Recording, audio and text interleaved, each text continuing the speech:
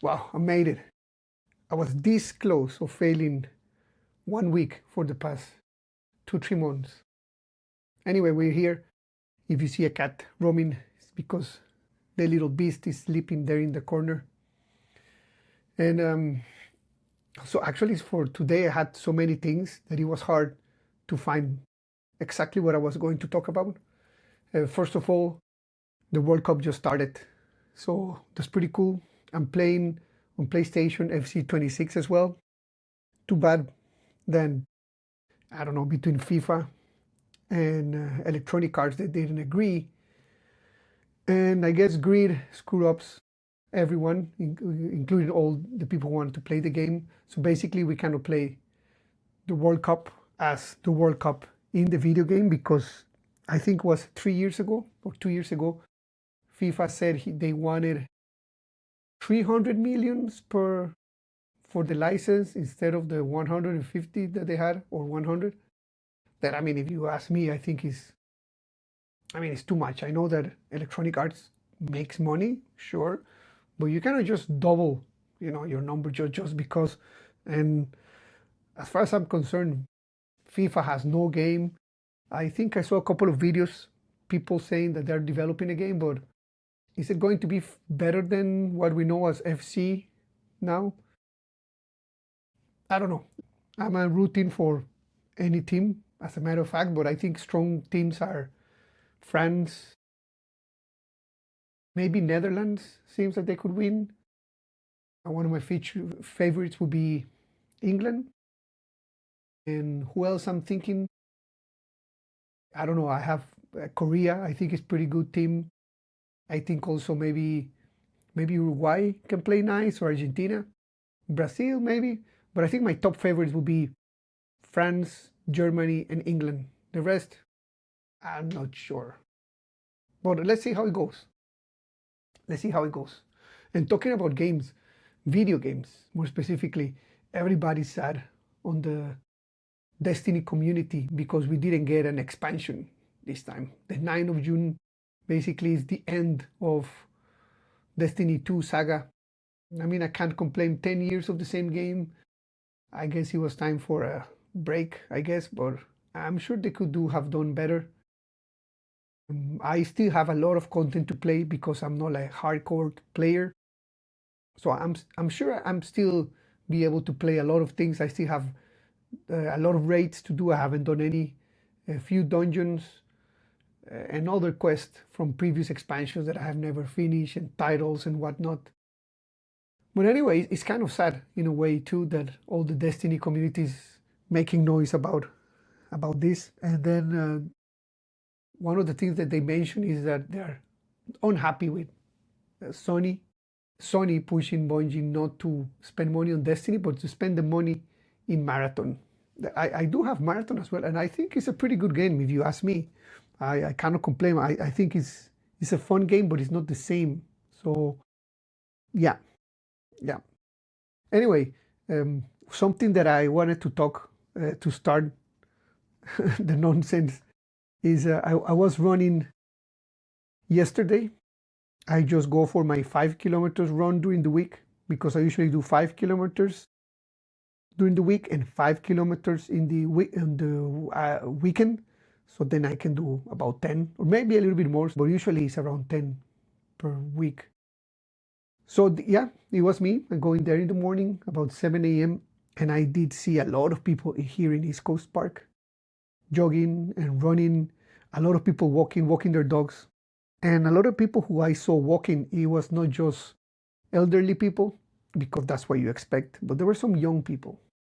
So I started to think, is these young people really exercising, or is just like their morning walk that, they just go like to walk to activate themselves, activate their mind, activate their body? Because if they think they're exercising, I feel a little bit odd about it. And let me tell you why. Many people have asked me, even in my work, some of my colleagues, they want to start exercising. They say, I want to get fit. And that you start wrong with this, because what is fitness, right? So anyway, they asked if they want to start exercising, and I asked them, what do they do? No, they want to get fit. And they say, I already exercised a little bit, but I wanted to get fit. And that doesn't mean anything. But they said that they exercise. So I asked them, what do you do?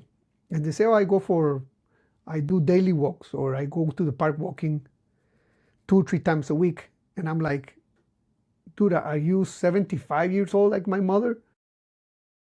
And because I think walking, first of all, is a human necessity, or is a feature that we have, that we all can walk, and you should be walking. And in a place like Singapore, you walk more than usual. But walking is a thing, is a human need. It's not something that you can, that is better if you do it. No, it's something that you should do. You know, the body is made for walking. Humans are made for walking. So then I tell them, no, I don't think walking is exercising, because if I start asking you to speed up the pace, or go for jogging, or let's say join a certain sports, you would have no conditioning. So basically, you're not fit. You're not fit for anything. What is the definition of fitness? There's a lot of definitions, but it goes something this way: that is, fitness is when you're suitable or qualify for a specific task or activity, or able to perform activities in a certain pace, intensity. So then, is this person fit? Yeah, sure, you can walk, but what if there's an emergency and you need to run? You won't be able to run. What if the zombie apocalypse happen? You're not going to be able to run from the zombies. What if a tiger escape from the zoo and he wants to eat you? You would die. You're not fit. Then if you join a sport with friends, that even if it's not going to be competitive, let's say beach volleyball, you'll be tired in no time, because the only thing that you do is walk. You don't do any sports, you don't do any running, you don't do high intensity, you don't go weightlifting, you don't move heavy stuff, you don't do anything other than that. So you will not be able to even enjoy playing volleyball. Or worst case, let's say you have kids and then you want to play with them, you will not be able to keep up, because you get tired very easily. Your heart rate goes up very high, very fast. You have problems to breathe. Your lung capacity is not the best. So yeah, that's what it makes me think. All these people in the morning that they're walking, I mean, are they really exercising? What are they thinking about this? What is their thoughts? I wanted to see, what do they think? Not to say that I'm the more fit in the world, but I mean, I can be a good definitions of fitness, because I can play sports. Maybe I'm not the best, but I can perform in a way. I can run, I can jump, I can sit. If I trip, I can stand from the floor. I can walk for longer distance. I can do all kind of things. So does that make me fit? Yeah. If I have to take the staircases to go up to my office to the 6th floor, I mean, if I don't go super fast, I think I'm going to get fine. But some of my colleagues, they will be, I don't know, they will be panting. But yeah, interesting. I saw 2 interesting people. One person running barefoot, and it was a fast pace. There was a guy, and there was another one running on flip-flops, slippers kind of thing. They say that they're special ones, but for me, when I just saw him running, for me, it just looked like these Crocs slippers. I don't think they are, but I don't know, maybe they are. Anyway, I think everybody should start exercising, like pick a sport. That's what I'm trying to do with my girls. Like, you have to pick a sport, because they say you go work or you go to school, you're using your head. Your body, not so much. Then you go and exercise, then you use your body, you also use your head a little bit, and then you go to sleep. So then you have like a good flow and a good balance. Yeah, in this world is everything about balance. Everything about balance. Balance in your life. Like now, everybody, or a lot of people, have access to smartphones. So most of the times we communicate with other people in text message, whatever is WhatsApp or iMessage or any other application. And basically, that's how we communicate, text message. Even at work, you use Microsoft Teams. Maybe you use Slack, but everybody using text message. And I understand how practical it could be. But then if I go back in time, when I got my first cell phone, when my mom had a cell phone that it was just for adults, back in those days, the texting thing was not a thing. You couldn't even send messages. It was just for calls.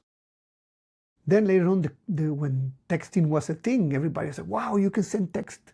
And it was very exciting. But now, no one makes a call. Like, no one at all makes a call. And I remember, like a few days ago, I was having an issue with something at work that I need to figure it out. And I text this person. He was online, and I texted, never replied back. Maybe I should call this person. So I took my phone and I used the Teams app for calling. I called and the person answered, and I asked what I have to talk. And everything was so easy. And I was like waiting for days to see this person online. I text him, he didn't answer. One of the things that he mentioned is he works on a 6 p.m. shift. And when I was texting him, it was like 4 p.m. or 3 p.m. So of course he can get the messages, but he's still in his personal time. And maybe he forgets or something. But then when I call him around 5:30 or something, he picked up the call and I talked to him. Everything was fixed. And then he explained to me that he was on a different schedule. But I understood how easy it was. And I was like, why people don't call? And then a few days later, on my email, I got one of these emails from Esquire magazine. And there was a title of an article called The Lost Art of Calling Someone on the Goddamn Phone, or something like that. And I was like, yes, why people don't call? Why people don't use a phone for calling anymore? Now we use the phone for pictures, for videos, for texting, for a lot of things, for watching movies, but people don't call, to the extent that I have a friend or few friends that I remember I asked this person, hey man, I text you, you never reply, then I need something, so I call you. Yeah, he told me, I don't like to take calls. And I was like, so you have a phone and you don't take calls? Like, yeah, I don't like to take calls. And I'm like, well, what the hell? So then, like, if people don't use phones, then why do we have phones? We have phones to take pictures. Very weird. Anyway, I do think the way of transmitting the message that you tell to this person by voice is way easier than on a text, because on a text it might lack context, it might lack emotions, this personal touch that you can do when you actually call someone. I remember when I was younger, I had a phone in my bedroom, so I can use for my private usage, of course. My mom had it like with some quota. But then I remember like if you met a girl and you ask for the phone number when you go, let's say you're in a party and the girl asks you ask a girl for a phone number. First of all, you don't have a phone to type, so you have to remember by heart, or ask for a pen or something and then write it on a napkin or something, or in your arm, because you won't remember. So anyway, I got the phone number, and then you have to call. But when you call this person, you're calling to a house. It's a landed line. And then someone who's going to pick up, because you're just like 15 years, 16 years old, you're not an adult. So who picks up the phone most of the time? Their dad, their mom, their uncle, their parents, whatever. And you have to say, hey, hello, can I talk to Cheryl? And say, yes, who's this? Fernando. Oh, and they will say, okay, sometimes they say, hey, this is Cheryl's mother. And I'm like, oh, how are you, Miss whatever, or Mrs. And then you have to kind of introduce yourself, and it's an awkward moment. Back then, you have to have balls to meet girls and calls. And then sometimes you call, or maybe little brother answer, and it's try to, I don't know, to try to be an adult. And you say, hey, can you put me Cheryl? And she said, no, Cheryl's not on the phone for example. And then you say, can you tell her that I call? Yes, and they hang. And then days later, maybe you talk to Cheryl, and basically the kid forgot to give the message. But anyway, that was fun. So I think that we should be starting making more calls. And to be honest, I do like to have calls. Sometimes a couple of my friends, sometimes they want to ask me something, and instead of texting me, sometimes they call me. In a case, one of them, he calls me because he's driving. So of course it's harder to text if you drive, or maybe you shouldn't. So he calls me. Or sometimes he just want to talk because it's easier to put the phone in speaker maybe and keep doing your stuff, so you can talk and ask the 5 questions instead of like texting and waiting if the person answer, and maybe the person is ignoring you or whatever. So then if you call someone, people take the phone, you ask the question, done.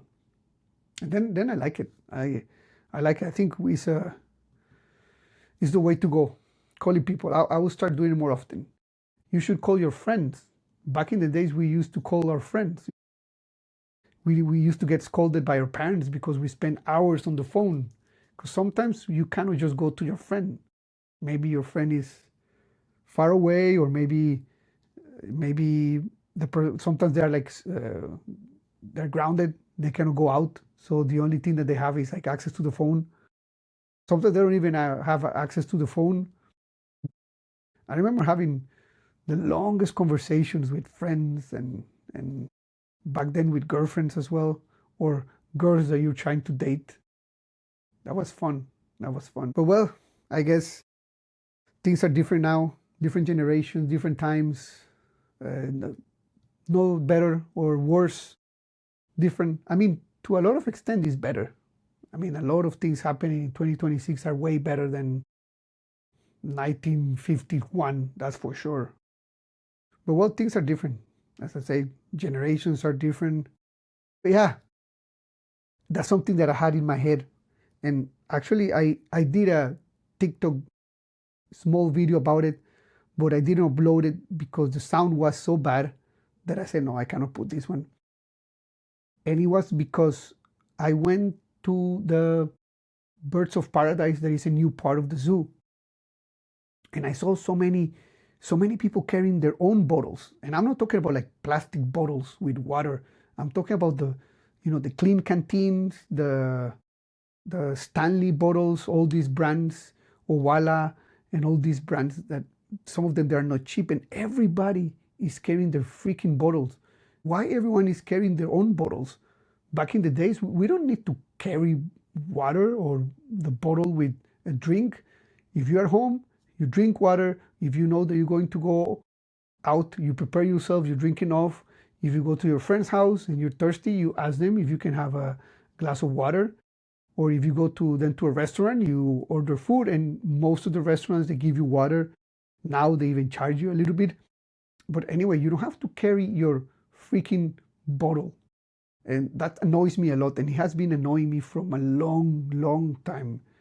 And I just realized until recently that why it's so annoying. And I can see it here at home. Sydney has a bottle that she's carrying everywhere. Nadia has a bottle that she tried to carry everywhere, but she leave it all over the house in the sofa, and then she lost the bottle, and then she get a new one, and then she get another one, and then she lost 2 of them. Yeah, even Sydney, when we went to the zoo, she brought the bottle to the zoo, so she was walking for hours under the sun, like everywhere you go, carrying a freaking bottle in your hand.